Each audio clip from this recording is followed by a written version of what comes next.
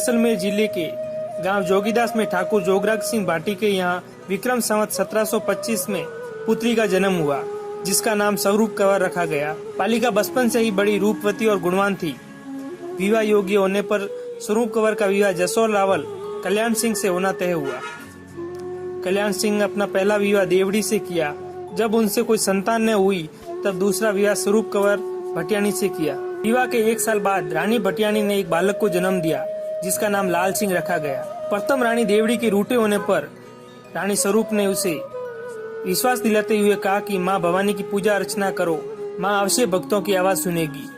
देवड़ी रानी ने स्वरूप रानी की बातों में विश्वास कर ऐसा ही किया जैसा उन्होंने कहा। रानी देवड़ी भक्ति में लग गई। कुछ समय पश्चात देवड़ी रानी ने भी एक बालक को जन्म दिया, जिसका नाम प्रताप सिंह रखा गया।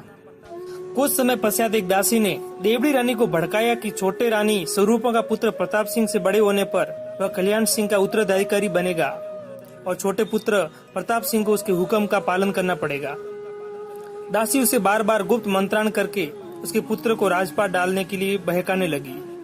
इससे अत्यधिक कहने पर देवड़ी रानी को भविष्य की चिंता सताने लगी।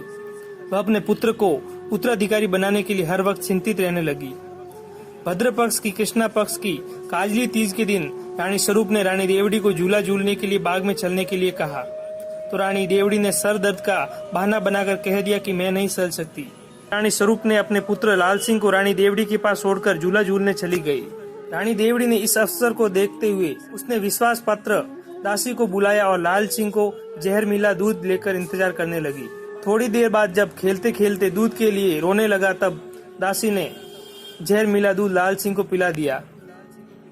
उससे उसी समय लाल सिंह के प्राण निकल गए। जब रानी स्वरूप झूला झूलकर वापस आई तो अपने पुत्र के न जागने पर उसने बालक को जगाने के लिए सर के नीचे हाथ डाला तो हाथ में काला खून लगा। यह देखकर रानी स्वरूप ने भी अपने प्राण त्याग दिए। ये बात कल्याण सिंह को पता चला तो उन्हें इस बात का विश्वास नहीं हुआ और वे तत्काल रानीवास गए।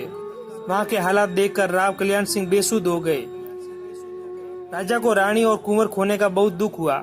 जैसे तैसे अग्नि संस्कार किया और पत्रवाहकों को स्वरूपा के माही के जोगीदास के गांव तत्काल रवाना किया।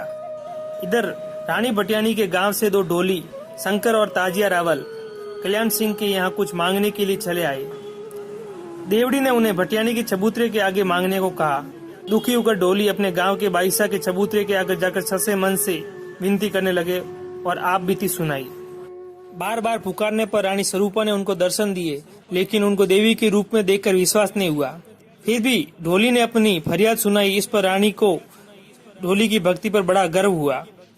उन्होंने ढोली को इनाम के तौर पर सोने के पायल और कंगन दिए तथा कहा कि जोगीदास के गांव में मेरे माता पिता को कहना कि मैं हमेशा उनके साथ रहूंगी। इतना कहकर वह अदृश्य हो गई।